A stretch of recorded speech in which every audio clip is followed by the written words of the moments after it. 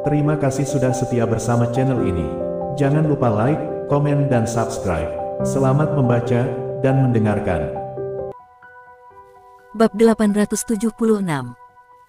Jack mengangkat bahu dan berkata dengan acuh tak acuh, "Kebetulan, aku tidak dalam suasana hati yang baik beberapa hari ini. Karena kalian semua datang untuk misi bunuh diri, jangan salahkan aku karena bersikap kasar." Jack tersenyum, kemudian selusin orang melompat turun dari pepohonan di sekitarnya, mengelilingi Jack. "Anak muda, kamu memang cukup pintar untuk mengetahui kami di sini untuk membunuhmu." Seorang lelaki tua berkata sambil tersenyum. "Namun, saya tidak berpikir itu ide yang bagus bagi Anda, karena Anda begitu percaya diri untuk datang ke sini ketika kami memiliki banyak orang di sini." Plok, plok, plok. Itu adalah suara tepuk tangan dari Neil dan Ken yang juga berjalan keluar dari semak-semak di sekitar. "Jack, kamu tidak tahu tentang kejadian ini, kan? Kamu pasti akan mati hari ini." Ken tersenyum dingin. Ivan masih sibuk dengan sesuatu di perusahaannya, dan sayang sekali, dia tidak bisa menyaksikan kematian Jack secara langsung. Namun, Ken berjanji kepada Ivan, dia akan segera mengirimkan foto ketika Jack terbunuh, sesaat setelah kematian Jack, agar Ivan bisa berbagi kebahagiaan dengan mereka. "Oh, ternyata kalian berdua." Jack melirik mereka dan mengepalkan tinjunya. "Bagus, aku bisa membunuh kalian berdua juga, sehingga kalian bisa berhenti membuat masalah untukku sepanjang waktu. Aku sudah memberi kalian begitu banyak kesempatan, tapi aku tidak mengira kalian masih tidak akan menyerah sampai hari ini." "Hahaha, Jack, berhentilah berpura-pura. Jika asumsiku benar, kamu telah diracuni. Kamu mungkin telah mengeluarkan racun dari tubuhmu, tapi aku tidak percaya, tubuh dan kemampuan bertarungmu tidak terpengaruh." Neil tersenyum dingin, dan melihat para pembunuh bayaran di sekitar mereka. "Saat ini, siapapun yang ada di sini, mungkin bisa membunuhmu. Namun, kami mempekerjakan begitu banyak orang, hanya untuk mencari aman. Lihat, betapa baiknya kami memperlakukanmu. Aku khawatir kalian semua akan kecewa kali ini." Jack tertawa, membalik telapak tangannya dan beberapa jarum perak muncul. "Ya ampun. Anak muda, kamu telah belajar cara menggunakan senjata tersembunyi. Kebetulan aku juga tahu cara menggunakan teknik ini." Seorang wanita mulai tertawa dingin. "Kita semua di sini adalah pembunuh di urutan teratas daftar pembunuh bayaran distrik Barat Daya. Bahkan, jika kamu memiliki 3 kepala dan 6 lengan, akan sulit bagimu untuk pergi dari sini hidup-hidup." Setelah wanita itu berbicara, dia melambaikan tangannya, dan beberapa pisau terbang ke arah Jack. Jack melambaikan tangannya, dan jarum perak di tangannya terbang keluar. Jarum perak Jack bergerak dengan cepat, tapi, para pembunuh bayaran di sini bukanlah orang-orang yang lemah. Beberapa dari mereka segera mengeluarkan senjata mereka, dan menghindari serangan jarum perak itu. Beberapa dari mereka bergerak ke satu sisi dengan cepat, atau membungkuk ke belakang untuk menghindari serangan jarum Jack. Sling, sling. Banyak jarum perak dari Jack bertemu dengan pisau terbang wanita itu, dan semua senjata tersembunyi mereka jatuh ke tanah. Namun, pria yang memimpin Jack untuk menuju ke sini, yang merupakan salah satu pengawal keluarga Clark, tertusuk beberapa jarum di kepalanya. Dia jatuh ke tanah dan mati seketika. Neil dan Ken cukup ketakutan ketika mereka melihat pertarungan sudah dimulai. Mereka bersama dengan selusin pengawal keluarga mereka, meskipun mereka berdiri cukup jauh dari Jack. Mereka tanpa sadar melangkah beberapa meter sebelum berdiri diam. Orang ini memiliki kemampuan yang cukup baik. Pembunuh wanita itu berbicara dengan dingin, setelah dia melihat bagaimana Jack berhasil memblokir pisau terbangnya, meskipun pisau yang dia terbangkan ke arah Jack dengan sudut yang begitu rumit. "Biarkan aku mencoba." Seorang pria botak, yang memiliki palu besar di tangannya, tiba-tiba melompat dan menghantamkan palu ke arah Jack dengan kedua tangannya. "Hah!" Jack segera membalik telapak tangannya, ketika dia melihat pria itu melompat ke arahnya, dan sebuah pedang tiba-tiba muncul di tangannya. Bab 877. "Ya Tuhan, cincin itu adalah harta karun. Aku mendengar desas-desus, ada cincin yang bisa menyimpan barang-barang, dan cincin seperti itu adalah harta karun. Cincin di tangan orang ini jelas merupakan harta yang tak ternilai harganya." Orang tua yang berada di urutan kedua dalam daftar pembunuh bayaran, mau tidak mau mulai berseru dan matanya berkilat dengan keserakahan. Dia bergegas menuju Jack dengan pedangnya, Setelah dia berbicara, seolah-olah dia takut orang lain akan segera merebut cincin harta karun milik Jack. Memang, cincin ini adalah harta karun, tapi aku khawatir kamu tidak akan hidup cukup lama untuk menggunakannya. Jack tersenyum dan segera bergerak maju. Dia sangat cepat, seolah-olah dia menghilang. Ketika Jack muncul lagi, dia sudah berada di sebelah lelaki tua itu, dan pedang di tangan Jack dengan cepat mematahkan pedang yang ada di tangan lelaki tua itu. Sling. Apa? Orang tua itu tercengang dan tersentak kaget. Jack bergerak terlalu cepat, dan pedang yang ada di tangan Jack bukanlah pedang biasa. Pedang itu juga merupakan harta karun luar biasa yang sangat tajam, dan bisa memotong besi seperti lumpur. Whoosh! Setelah gelombang angin berhenti berhembus, Jack berhenti bergerak. Orang tua itu dipotong menjadi dua bagian, dengan satu gerakan cepat. Darah berceceran di mana-mana, dan lelaki tua itu mati mengenaskan. Apa? Saat Jack membunuh lelaki tua yang berada di urutan kedua dalam daftar, lelaki yang melompat sebelumnya tersentak kaget dan merasa tidak bisa mempercayai matanya. Dia awalnya berpikir Jack tidak akan bisa menghindari serangannya. Dia tidak menyangka Jack bisa bergerak secepat kilat dan berhasil menghindari serangannya dalam waktu sesingkat itu, yang menyebabkan dia kehilangan kesempatan untuk membunuh Jack. Bagaimana mungkin? Hades sudah mati. Pembunuh yang tersisa, yang awalnya sangat percaya diri, ketika mereka melihat lelaki tua itu mati, wajah mereka menjadi pucat. Pria yang ada di depan mereka tampak sangat menakutkan dan jelas bukan orang yang sederhana. Mereka awalnya berpikir salah satu dari mereka bisa dengan mudah membunuhnya. Tampaknya akan sulit bagi sekelompok dari mereka untuk membunuhnya sekarang. Bagaimana mungkin salah satu dari mereka mati? Orang tua itu sepertinya berada di urutan kedua dalam daftar pembunuh bayaran, Hades. Neil sedikit ngeri ketika melihat pemandangan ini. Keterampilan tempur Jack tampaknya tidak terpengaruh sedikitpun oleh racun. Selain itu, dia tidak hanya tidak terpengaruh, keterampilan bertarungnya juga tampak lebih kuat dari yang mereka perkirakan. Hiao! Seorang pria parubaya menggertakkan giginya dan bergegas menuju Jack. Tinju Tiger! Pria itu berteriak keras dan meninju. Gelombang udara yang menakutkan menyerbu dan pukulannya terdengar seperti geraman seekor macan yang lembut. Pada saat ini, Jack melihat seekor macan ilusi bergegas ke arahnya. Yah! Jack mengayunkan pedangnya, dan gelombang udara pedang yang menakutkan segera muncul dari udara. Macan ilusi itu menghilang, dan gelombang udara pedang yang menakutkan mematahkan salah satu lengan pria paruh baya itu. Ah! Pria paruh baya itu tidak bisa menahan rasa sakit dan berteriak keras. Wajahnya pucat seperti kertas, dan urat-urat di dahinya menonjol. Bajingan, bagaimana serangan pemuda ini bisa begitu menakutkan? Dia bisa membunuh seseorang hanya dengan pedang udara. Kali ini, para pembunuh bayaran yang lain sekali lagi merasa terancam oleh kematian. Bab 878. Para pembunuh bayaran ini, yang sangat kuat dan telah membunuh banyak orang, sebenarnya takut mati pada saat ini. Bagaimanapun, kekuatan tempur pembunuh bayaran kedua dalam daftar bukanlah sesuatu yang dilebih-lebihkan. Namun, orang itu dengan mudah dibunuh oleh Jack. Dengan dua gelombang pedang lagi, dua orang yang memiliki peringkat lebih rendah dalam daftar pembunuh bayaran terbunuh seketika di tempat. Kita semua harus menyerang bersama. Pria dengan palu di tangannya melangkah maju sekali lagi dan bergegas menuju Jack. Kali ini, Jack tidak memberi pria itu kesempatan. Dia menghilang dalam sekejap dan tiba-tiba muncul di belakang punggung pria itu, mengayunkan pedang ke arahnya. Pria itu hanya melihat kilatan di depan matanya dan Jack menghilang. Menyusul hilangnya Jack, rasa krisis di dalam hatinya muncul secara tiba-tiba, yang menyebabkan kulit kepalanya menjadi mati rasa. Dan, itu membuatnya takut setengah mati. Dia ingin berbalik dan melawan, akan tetapi sudah terlambat. Pedang itu melintas ke arahnya, dan pria itu jatuh ke tanah. Jack terus mengayunkan pedangnya, dan udara pedang mengalir ke arah musuh, membunuh beberapa orang lagi. Sial, kita bukan lawan orang ini. Tidak mungkin kita bisa mendekatinya, dengan pedang yang masih berada di tangannya. Salah satu pembunuh bayaran hampir putus asa. Setelah beberapa saat, 8 dari mereka mati, dan sisanya bahkan tidak bisa menyentuh Jack. Lari, kekuatan tempur orang ini, sebanding dengan dewa perang. Pria itu, yang pertama dalam daftar pembunuh bayaran, ingin berbalik dan melarikan diri.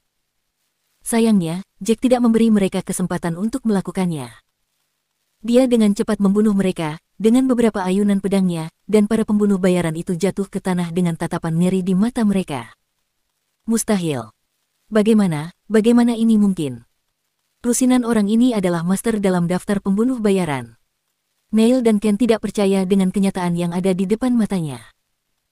20 lebih pengawal yang mereka bawa sangat ketakutan, sehingga kaki mereka akan terancam menjadi lumpuh.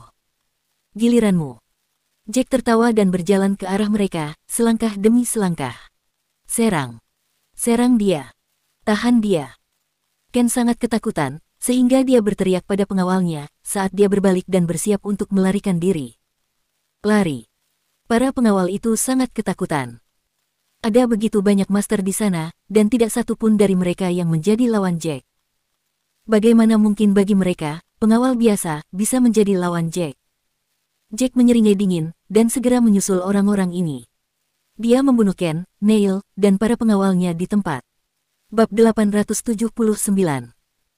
Jack membalik telapak tangannya, dan menyembunyikan jarum perak, saat dia melihat tubuh musuh-musuhnya tergeletak di tanah. Ken dan Neil telah bersekongkol untuk membunuhnya. Dia sudah memberi mereka beberapa kesempatan, tetapi mereka masih terobsesi untuk mendapatkan Selena, sehingga mereka tidak bisa menyalahkannya.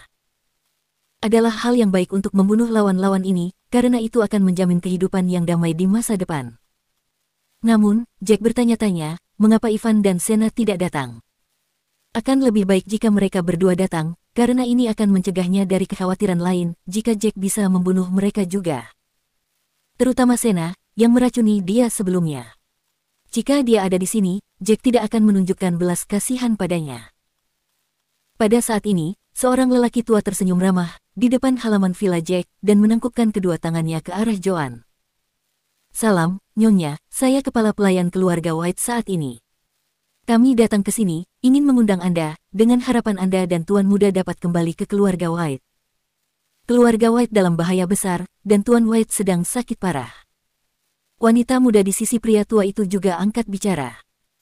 Benar, Bibi, bagaimanapun, Jack adalah putra Tuan White, dan kami berharap dia bisa mengakui keluarganya.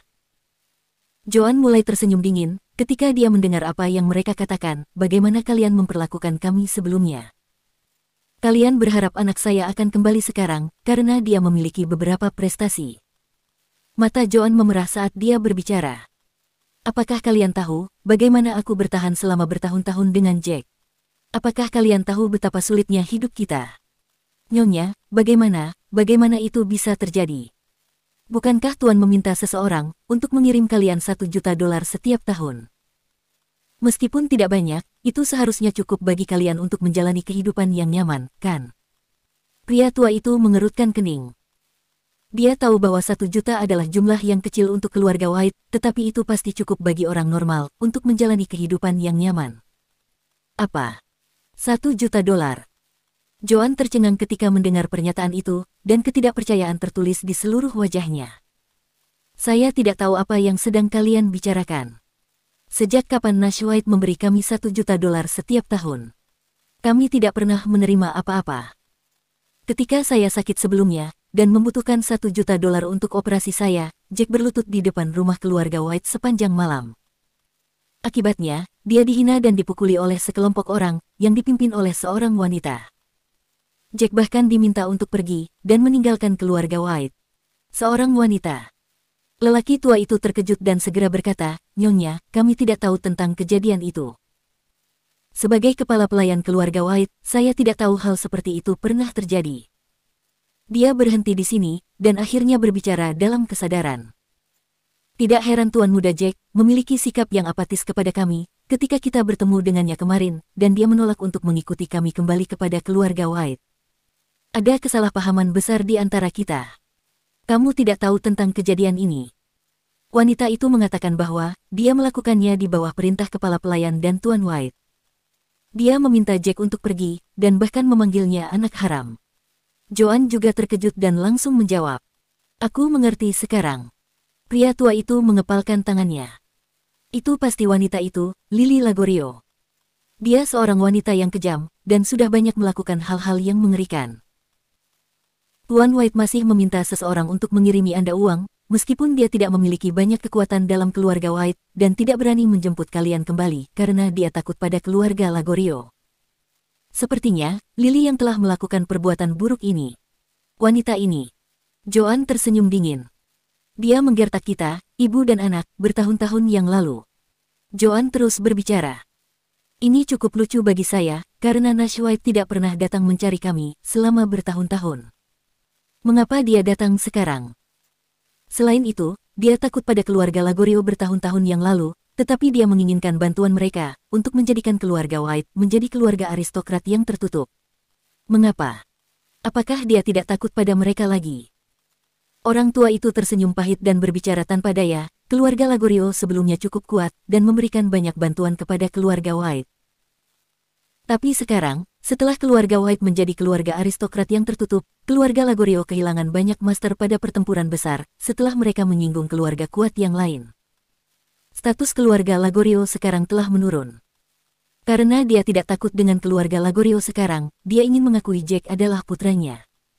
Joan tertawa dingin. Dia seorang pengecut yang menyebabkan Jack begitu menderita. Jack tidak perlu pergi ke medan perang jika dia bisa menyelamatkanku waktu itu. Untungnya, anakku selamat dari semua penderitaan ini. Jika tidak, Jack akan mati di medan perang, dan saya tidak akan memiliki kesempatan untuk melihat anak saya lagi. Saya tidak akan memaafkan Nash White dengan mudah. Bab 880. Nyonya, Anda tidak bisa menyalahkan Tuan White karena dia memiliki kesulitannya sendiri. Sebagai tuan keluarga White, dia harus mempertimbangkan yang terbaik untuk seluruh keluarga. Selain itu, dia memang mengatur $1 juta untuk diberikan kepada Anda setiap tahun. Juga, tidak ada seorang pun di antara kami di sini yang tahu tentang insiden di mana putra Anda berlutut di luar rumah sepanjang malam. Pria tua itu berbicara dengan cemas. Oleh karena itu, pasti wanita itu, Lily Lagorio, yang meminta para pekerjanya untuk berbohong kepada Anda. Hal itulah yang menciptakan kesalahpahaman besar di antara kita. Wanita muda itu memikirkannya dan juga berkata, Bibi, tidak apa-apa jika Anda tidak ingin memaafkan Tuan White. Namun, Tuan White sedang sekarat, dan saya sangat berharap Anda akan kembali dengan Tuan Muda untuk mengunjunginya. Anggap saja itu sebagai kesempatan bagi Anda untuk memberikan penghormatan terakhir kepada Tuan White. Tuan selalu menggumamkan nama Bibi setiap hari di dalam mimpinya. Saya sangat yakin, dia akan datang untuk menemui Tuan Muda Jack jika dia bisa bangun dari tempat tidurnya sekarang. Apakah ada hal-hal buruk yang sedang terjadi? Joan sedikit khawatir ketika dia mendengar apa yang dikatakan gadis muda itu. Bagaimanapun, dia pernah mencintai Nash dan tidak dapat disangkal bahwa dia adalah ayah Jack. Joan tidak khawatir ketika mendengar lelaki tua itu mengatakan Nash sedang sakit parah. Dia tahu keluarga White sekarang telah menjadi keluarga aristokrat yang tertutup. Itu berarti, mereka memiliki banyak bawahan dan master yang hebat bersama mereka. Nash akan mudah diobati, meskipun jika dia sedang sakit parah. Sepertinya, telah terjadi masalah yang serius, dan tidak akan dapat diselesaikan dengan mudah. Kondisi Tuan White cukup serius. Kami mempekerjakan banyak dokter terkenal sebelumnya, tetapi tidak ada yang berhasil mengobatinya. Wanita muda itu tersenyum pahit, dan terus berbicara. Sekarang, satu-satunya harapan Tuan adalah agar Tuan Muda Jack kembali dan mewarisi properti keluarga White. Dia berharap kalian berdua bisa memaafkannya atas ketidakmampuannya bertahun-tahun yang lalu dan ketidakmampuannya untuk menjaga kalian berdua. Mewarisi properti. Bukankah Lily memiliki seorang putra bersamanya? Mengapa dia membutuhkan Jack untuk kembali dan mewarisi properti keluarga? Joan sangat terkejut dan merasa segala sesuatunya menjadi semakin rumit. Selain itu, Lily tidak mungkin membiarkan Jack mewarisi properti keluarga White sesuai dengan karakternya karena dia adalah istri Nash White. Orang tua itu tersenyum pahit sebelum berbicara. Dia pergi ke hutan yang tidak dikenal dengan beberapa tuan muda dari keluarga lain dan dia tidak pernah kembali setelahnya. Kami pikir dia mungkin telah dimakan oleh binatang buas di dalam hutan. Bagaimana mungkin? Apakah kalian tidak mengirim siapapun untuk mencoba dan menemukannya? Joan sangat terkejut. Nash dan Lily hanya memiliki satu putra, mereka pasti sangat sedih ketika mereka mengetahui putranya sudah mati. Tidak heran Nash ingin Jack kembali dan mewarisi properti keluarga, karena Lily dan putra satu-satunya dianggap sudah meninggal. Baiklah, Aku sudah mengerti apa yang sedang terjadi, dan aku akan menjelaskan semuanya kepada Jack.